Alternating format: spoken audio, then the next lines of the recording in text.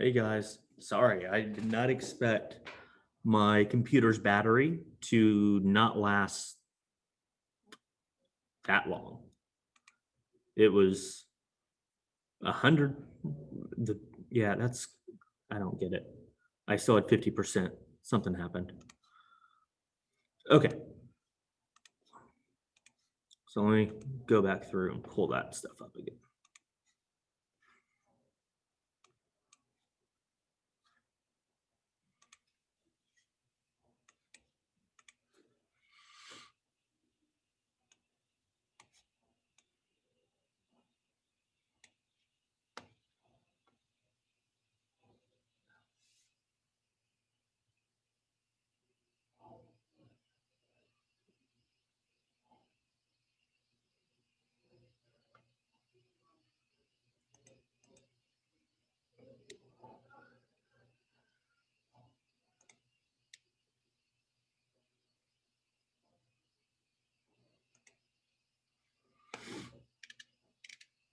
Okay.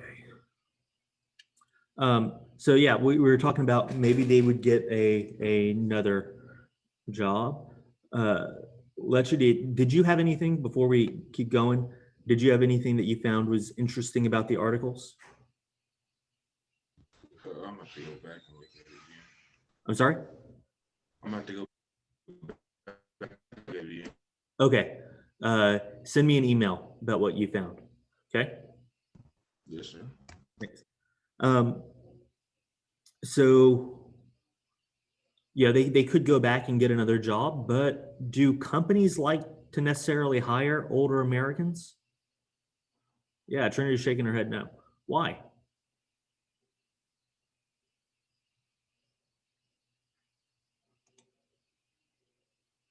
because they don't think they'll be able to give all their effort into it. There's that. There's also the this fact that older Americans tend to be more expensive to hire because the company is also paying for their experience. Um, and so, like, my dad's an accountant right now for oil and gas company. He plans on retiring. He's already given them their retirement date, but they're looking for replacements. And um, when a individual gets to a certain age, they are really expensive to keep. And the company could hire a person who just graduated from college to do the same thing. They don't have the experience, but they're a lot cheaper because they're not expecting to get all the raises immediately that someone who's been employed for a long time has accrued. Okay. Um, so that, finding another job could be difficult. Um, one of the other things that they'll have to do is cut down on their um, spending. They may have their home that they've paid for, but uh, without sufficient income, they may have to sell it, right? And so the whole point uh, for us right now is to realize we need to start saving for retirement early, early, early. Um, I know y'all have heard this cliche in history classes. Why do we study history?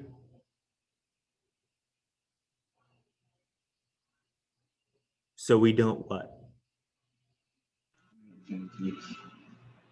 Repeat it. Yeah. Um, and that's kind of true here. We're seeing the problems that baby boomers are facing, and we want to make sure we don't repeat their mistakes here. Okay. Let's see. What else did I want to bring up here? Okay. That pretty much covers this. Now let's take a look at the emergency fund and kind of what this means for people. Because there is a priority, right? We know that saving for retirement is a priority for us. But something even be like to put as our number one priority in terms of financial health is developing an emergency fund, specifically for times like what we're in now. Okay. Or other things like the other day, I was driving back from the ranch and a pebble got kicked up from a truck in front of me and chipped my windshield. Right. And then what was that? Our first day back on Tuesday, you know how it was all snowy, or well, not really snowy, but it was really icy on our cars, maybe. Well, I'm heating up, and because it was so cold, that little bitty chip went from that to a huge crack that was like 2 feet long across the windshield. So I had to get that fixed.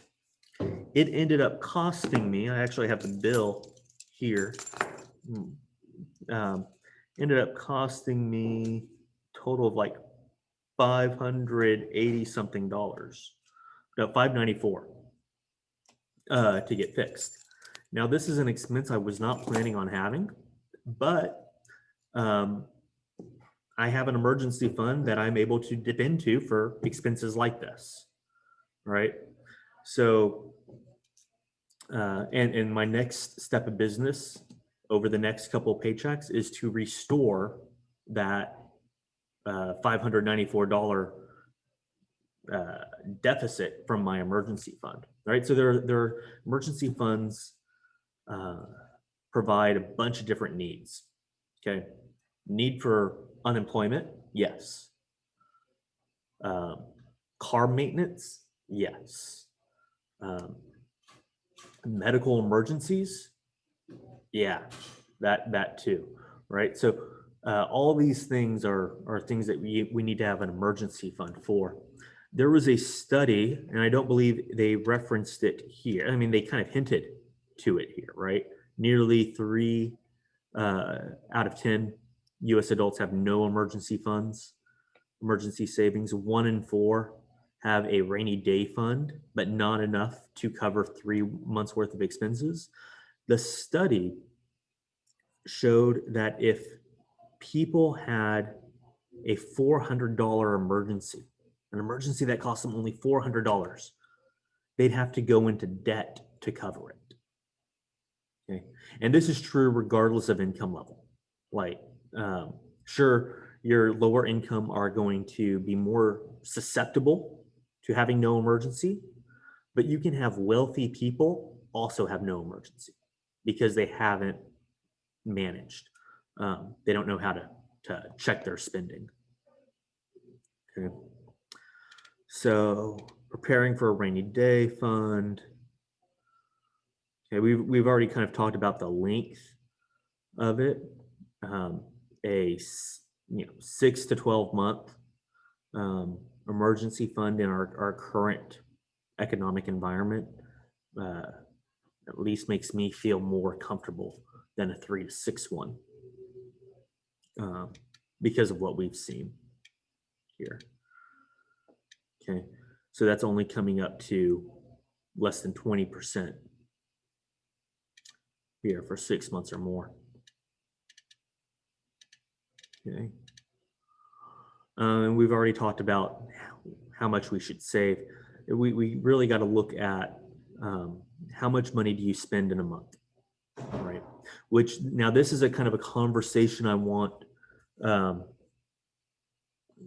would like for y'all to have with your parents. You know, I've looked through some of your survey responses about where you bank or if I gave you $1,000 now, where would you bank? Where would you put it? And the answers are kind of what I expected about banking with where your parents banked, because that's where I used to bank, right? I used to bank where my parents banked because that is what I knew. And so we're going to later on take a look at kind of how to evaluate. But one of the conversations I'd like for y'all to have with your parents, and I'll put a a little survey up on our Google Classroom for y'all to answer with your parents. Is kind of thinking about, and it's going to be an anonymous survey, right? I don't want your names attached to it because we're getting into it. You'll know what you put. I won't know who put what. But it's an idea of talking to them about money and how much do they think they will need for retirement. What's their what do they expect their monthly expenses to be in retirement? And do they see their monthly expenses changing from now to retirement? So y'all will be able to do a little bit of a financial diagnostic, conversation with your parents to, see about them being on the track, right? Because we want to help our parents maintain financial discipline on this stuff, right? I used to have a little joke that I would tell. I'm an only child, and so I would joke around with my parents saying, you know what, Mom, Dad, I really don't want to spend your money, because if I spend your money, that just means I get less, I'll inherit less from you. Because if I spend their money now, I get less when they die, right? But we want our parents to be financially responsible. Okay. Okay, guys, any questions? Do you have any questions so far, or making sense? Stuff, kind of what should be our number one priority in saving money? Why should we be saved? What's our number one priority for why we should save money?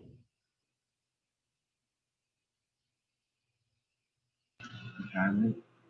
Not retirement. Retirement's 40 years from now, right? What should be above retirement?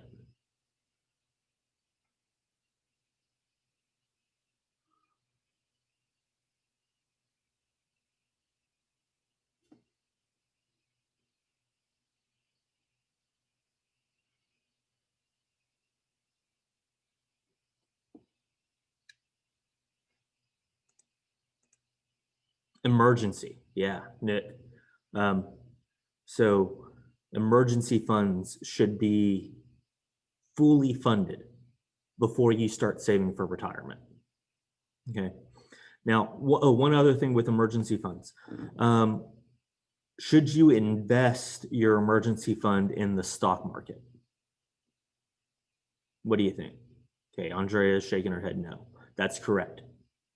No, you do not want to invest your emergency fund in the stock market. Why, Andrea?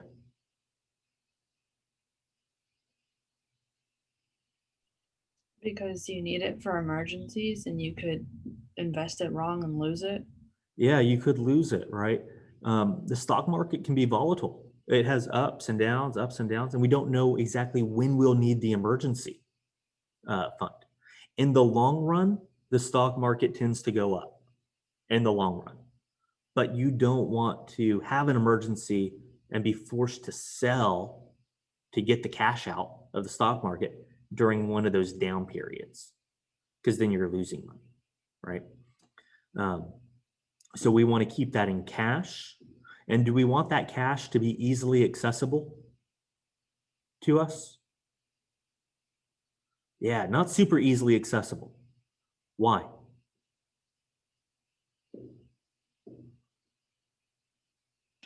Because we'll spend it.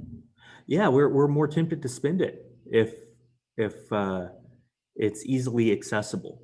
And so we'll talk about what type of accounts we should have in order to, in fact, that's what we'll be doing next week, talking about the different accounts for savings and where we should put our emergency fund so that we're less likely to dip into it and spend it.